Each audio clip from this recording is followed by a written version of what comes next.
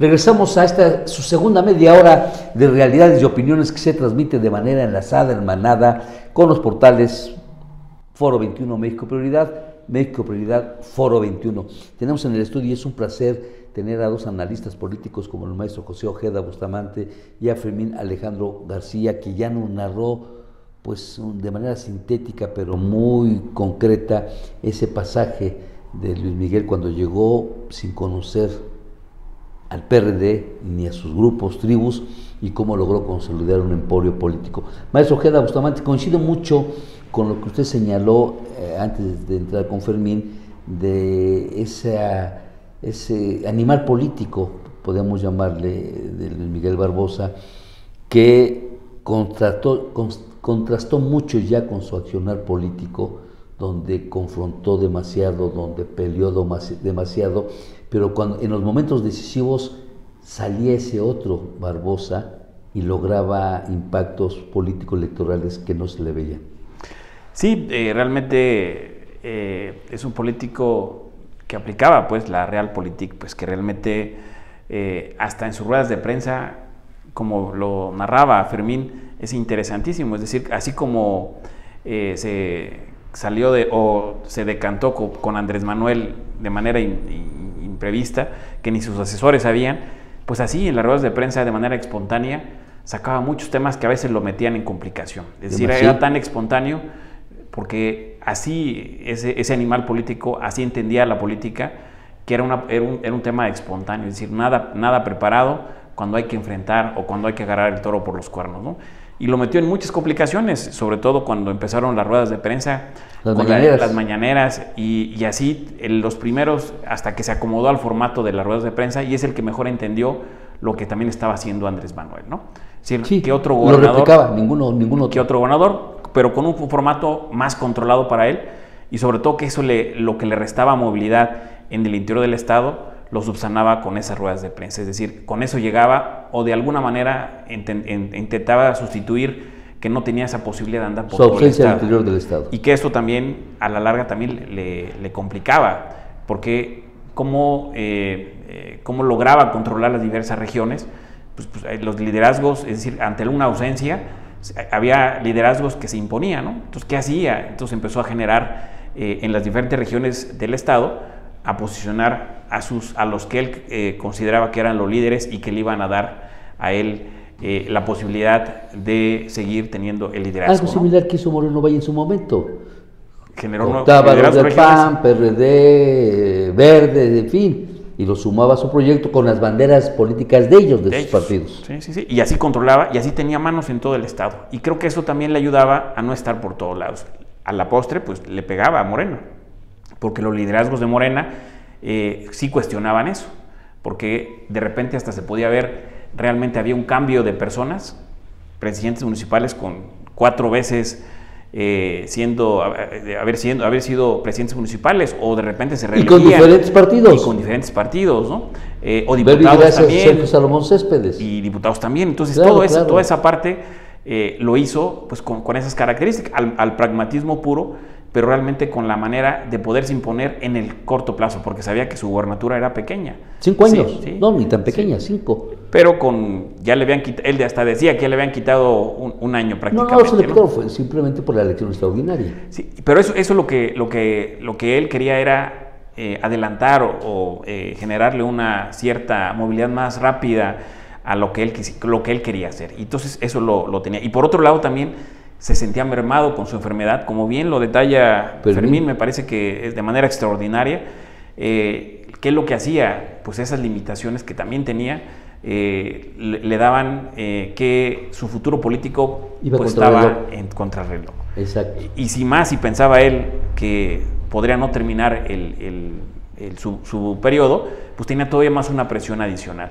Sin embargo, aquí lo que llegó a pasar es que precisamente estos elementos generaban mucha prisa en muchas de las acciones.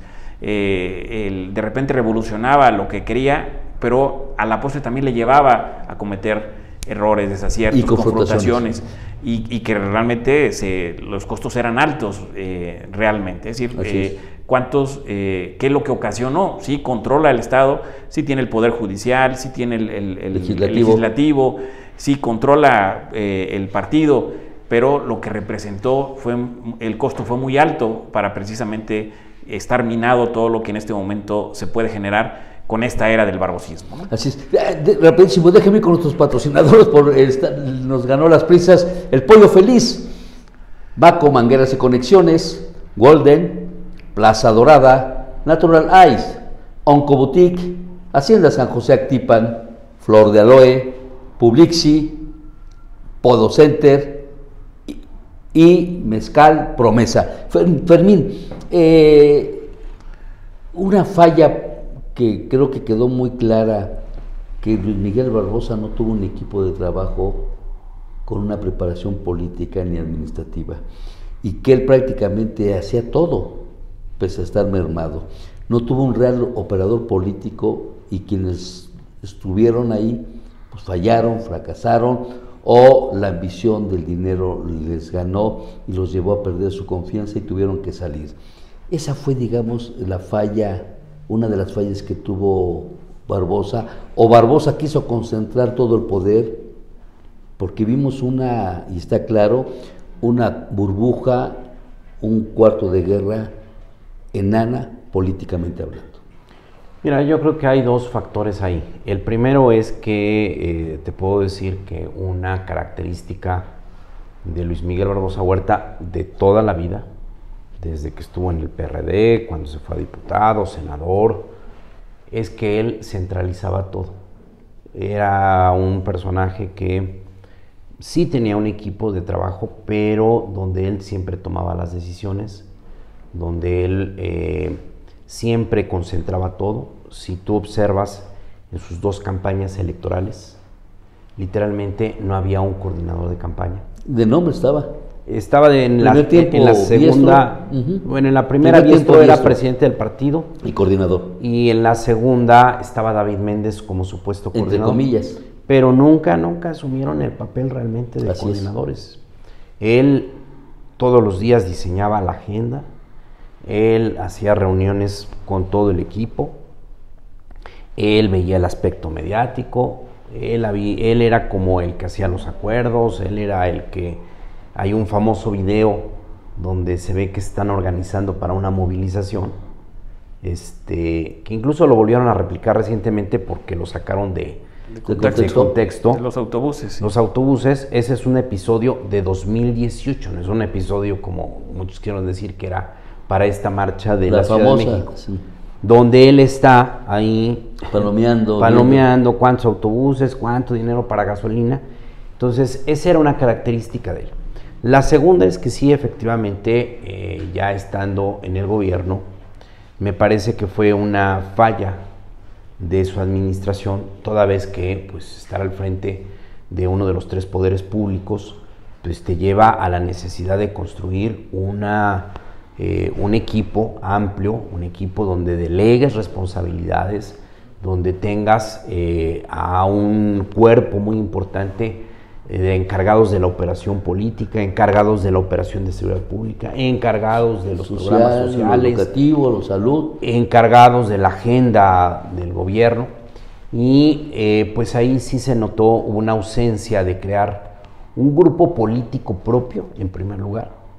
Crea un grupo político que es variopinto, diverso, con alianzas que fue construyendo con poderes fácticos ya existentes, con grupos políticos que ya estaban en el ejercicio del poder. Así es. Pero no vimos que él lo hiciera desde Morena, que lo hiciera desde la izquierda, o que él trajera como un grupo muy particular. Y eso pues lo llevó a que tuvo un gobierno con muchos cambios. Si no estoy mal, iban 23, 24. Algo así. Todos cambiamos de cifras porque no la actualizaba, de repente no se actualiza. Sí. Y son muchos cambios para un demasiados gabinete. Para 3 años de gobierno. Yo hacía la cuenta de que prácticamente, a ver, si tomábamos en cuenta que llevaban 3 años del gobierno de Barbosa, y tuvo 3 secretarios de gobernación. Claro. Pues eso ya es casi un secretario por de año. gobernación por año. Seguridad Pública es muy similar. Bueno, Seguridad Pública, si no estoy mal, llevaba 4 es cambios. Es el cuarto del actual. Entonces, el actual. Tú dices, ni siquiera un año. Eran de 8 meses, 7 meses. Y tú dices, ¿cómo puedes tú tener continuidad? ¿Cómo puedes tener una programación a largo plazo? ¿Cómo puedes tener una planeación si tienes esa inestabilidad? Al final fueron muy poquitas las áreas donde no hubo cambio: medio ambiente, desarrollo social, desarrollo rural, y me da la impresión que... ¿Y para de contar? Sí, sí, y el resto del gabinete, el resto de las áreas de gobierno estuvieron sometidas a constantes cambios. Creo yo que, se conjugaron muchos factores. Primer factor es que él tiene el inicio más accidentado que se pueda uno imaginar. Él, en el modelo en que gana la elección, a mediados de 2019, elección extraordinaria. Junio de 2019, julio. Llega a gobernar en octubre de ese año. Agosto tomó posición. Y con la principal característica de que ya se había acabado el presupuesto estatal. No había, pues lógico. Entonces... Los duendes se llevaron 90,000 millones de pesos, que es lo que iba a ejercer Marta Erika. Exactamente. Por favor. Y entonces tiene un inicio muy flojo, octubre, noviembre, diciembre, un gobierno que no tiene recursos económicos. Y entonces fue como de una parálisis total. Llega 2020, la pandemia, y ya va a ser el arranque del gobierno. Enero, febrero están ya programando, y llega la emergencia sanitaria que paraliza Puebla, paraliza el país. Y entonces él lo lleva a que tú decías hace unos momentos, decía Pepe también, tuvo un año perdido. No, él tuvo 2 años perdidos. El primer año que ya no pudo llegar él al poder, y el segundo año por la emergencia sanitaria, 19, perdón, que todo se paraliza. Así es. No hay obra, no hay proyectos. 19-20. Sí, 19. Y medio del 21. Sí, o sea, lo que hubiera sido 19-20. Y entonces eso creo que fue generando también ahí un factor, que no le generó los resultados que él hubiera querido como gobierno. Y me parece que también ahí hubo una falla en el tema de nunca percibí que se tuviera como un diagnóstico de Puebla, un diagnóstico que ubicara cuál era la realidad de Puebla, cuáles tenían que ser como las prioridades. Me parece que el gobierno arranca sin tener esa parte que es fundamental, una planeación, que generalmente los gobiernos dedican el primer año, ¿sí? Entonces, yo nunca vi, pues, en términos reales, como programas, como acciones de cambio estructural para Puebla. No lo hubo. Se dedicó mucho como a querer respaldar esta política de Andrés Manuel López Obrador, de llevar obras, proyectos a comunidades que generalmente siempre son poco tomadas en cuenta. No quiso hacer proyectos de obra grande, no le alcanzó lo que él mismo definía como macroproyectos. No le alcanzó el tiempo, no hubo los recursos, no hubo la capacidad técnica. Te estoy hablando de este proyecto que tenía para el centro histórico, de rehabilitar el centro histórico. Quedó en proyecto. Este proyecto de crear varios parques industriales en Puebla, y que incluso incluía una agencia de energía ambiental, sí. Luego se quedó este proyecto de crear una gran zona de conciertos en Cola de Lagarto. Allá en el Trisco. Se quedó también fuera este proyecto que él pues había venido como también ofreciendo mucho, que era el utilizar Ciudad Modelo como un polo de desarrollo, utilizar la infraestructura que se creó. Lo que había dejado Moreno Valle. Hubo incluso la idea de ahí llevar a la Secretaría de Educación Pública Federal. Fracasó. Al final fracasa incluso la descentralización de la SEP. Ni ha llegado. Sí. Ni ha llegado. Se había dicho que en diciembre de 2021 la entonces secretaria de Educación, Delfina Gómez, iba a empezar a despachar en Puebla. Ahí en el mero Zócalo, el edificio de Correos. Pues ya ni vino ni a despachar, se fue de candidata. Y finalmente, pues allá sigue esa infraestructura parada, la de Ciudad Modelo. Sí.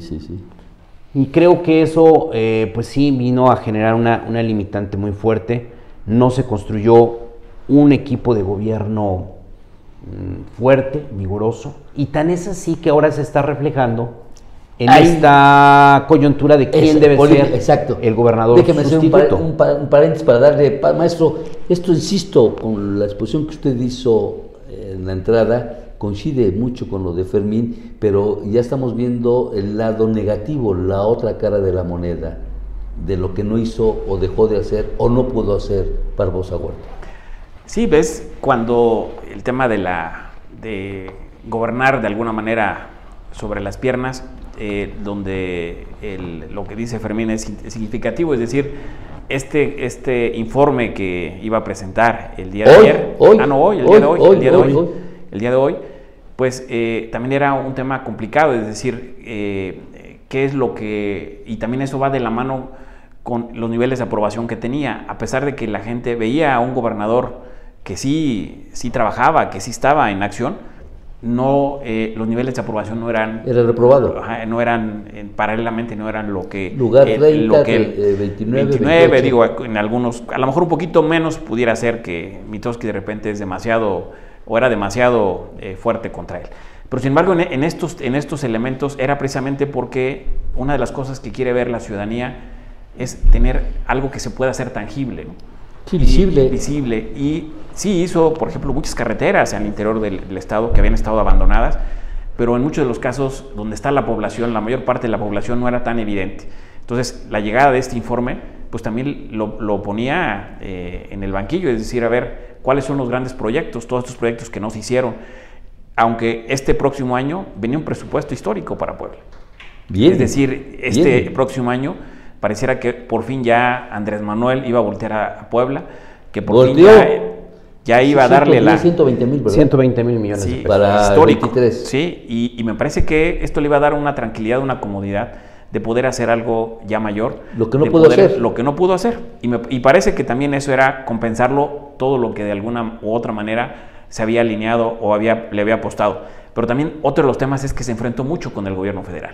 Y con el mismo Andrés Manuel, de manera indirecta, y con los secretarios de manera directa, ¿no? Es decir, había formalmente enfrentamientos, y esos enfrentamientos recordaremos con Durazo, ¿no? Fue duro el enfrentamiento que se dio, y eso lo llevó a temas que sí lo marginaban. Y con Adán Augusto. Y con Adán Augusto, los recientes con Adán Augusto, ¿no? Y creo que eso es lo que de alguna u otra manera también confrontó el gobierno y que de alguna también es el estilo propio de Barbosa de enfrentar su gobierno, es decir, su liderazgo también rebasó las fronteras, pareciera que era el único gobernador que sí acompañaba a Andrés Manuel, se subía al ring con la oposición, pero sin embargo se subía al ring con la oposición a nivel federal, pero a nivel local pues era una oposición completamente dócil, una oposición que la tenía controlada y que lo podía hacer de alguna u otra manera, ¿no? Y con este tema en el mes de agosto, donde el PRI dobla las manos con el tema de Alito, pues estaba prácticamente, casi reventó la posible alianza que se iba a dar aquí en Puebla. Es decir, tenía prácticamente todo en bandeja de plata para que pudiera tener mano precisamente en esta sucesión. Fermín, nos quedan unos minutitos, 5 minutos, para entrar al tema. ¿Qué viene para Puebla? Ya está una encargada de despacho, la secretaria de Gobernación, Ana Lucía Gil Mayoral, 20, 30 días máximo en lo que el Congreso del Estado elige a quien sea el gobernador sustituto.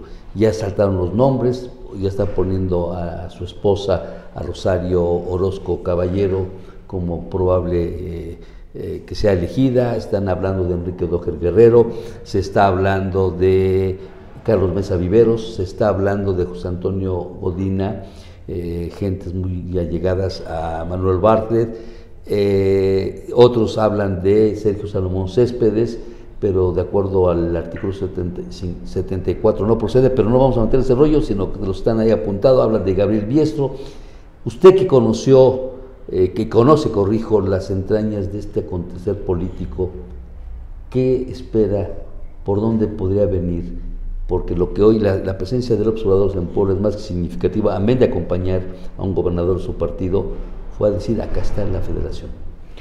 Sí, bueno, a ver, para Andrés Manuel López Obrador ahorita es una prioridad Puebla, incluso por eso se entiende un poco la construcción del presupuesto para el próximo año. Así es. Porque recordemos que Puebla es el cuarto estado donde más se vota. Claro. Y entonces, en el proyecto de la sucesión, Puebla no puede ser vital. Una plaza que se descuide. Así es, así es. Entonces, creo que ahí es donde se observa este cambio de composición presupuestal que hace el gobierno federal.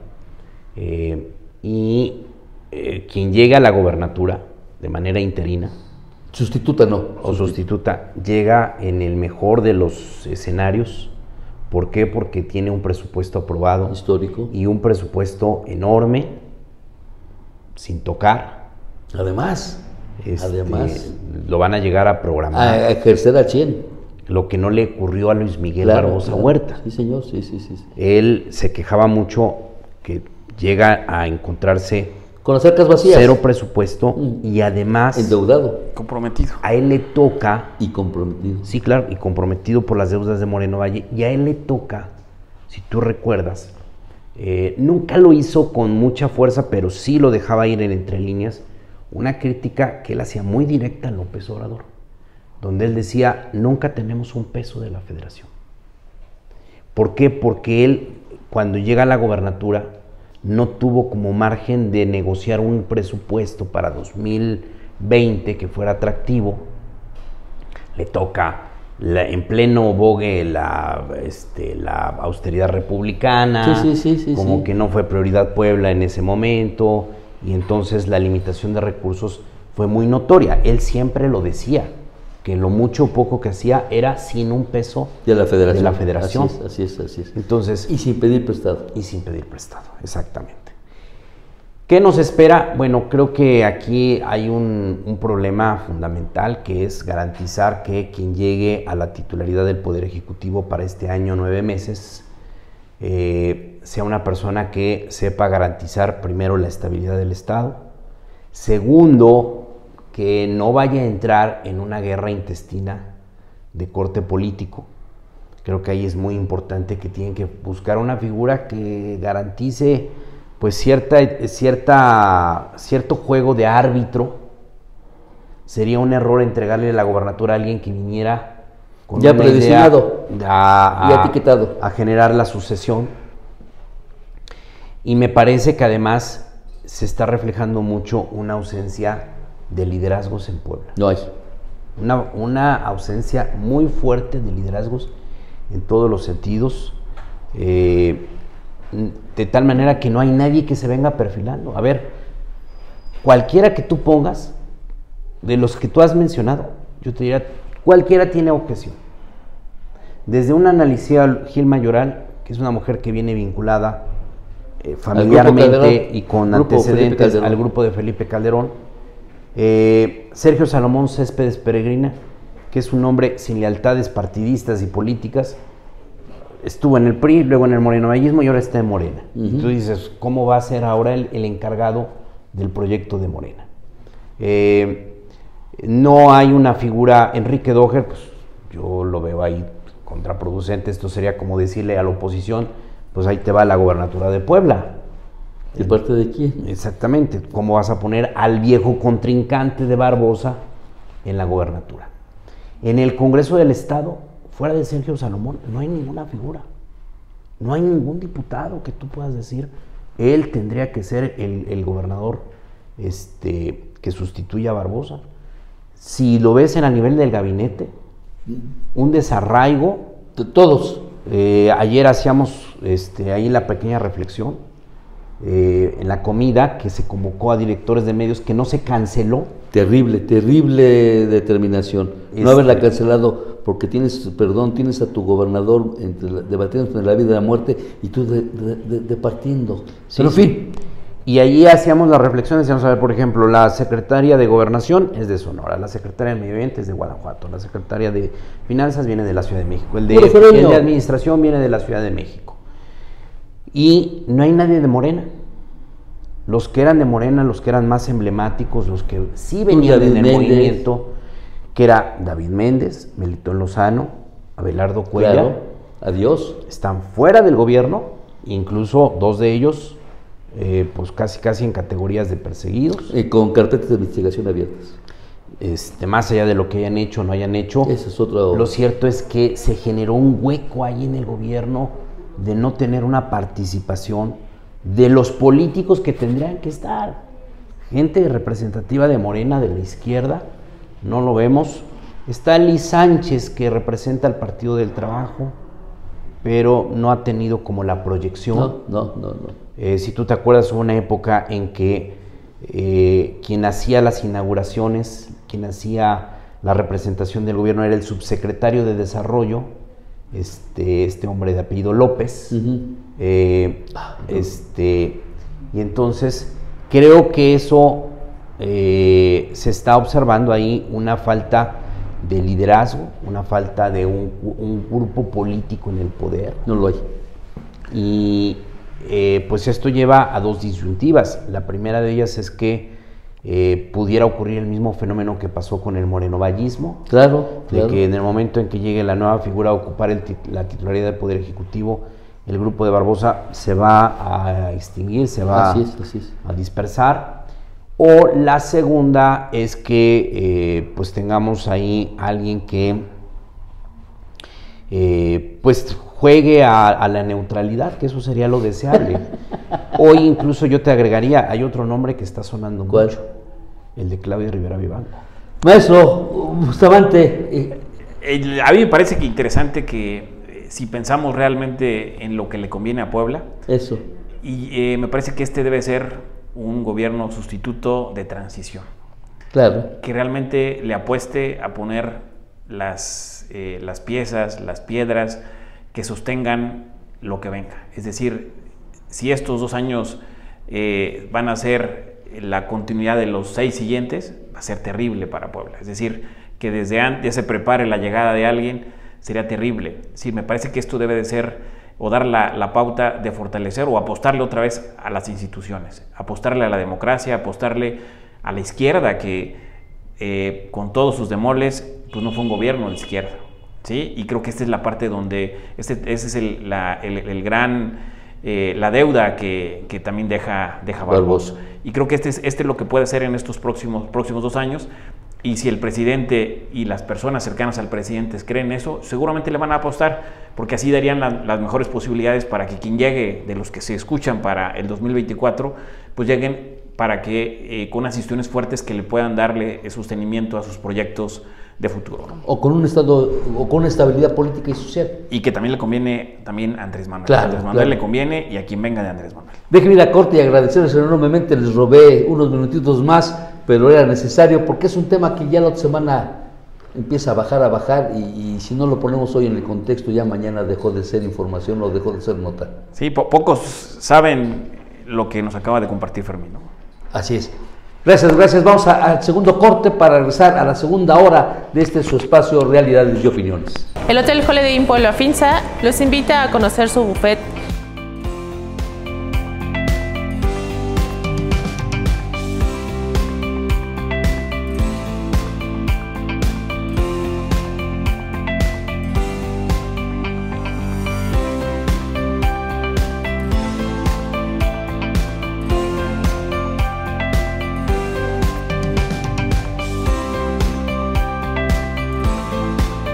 Bienvenidos.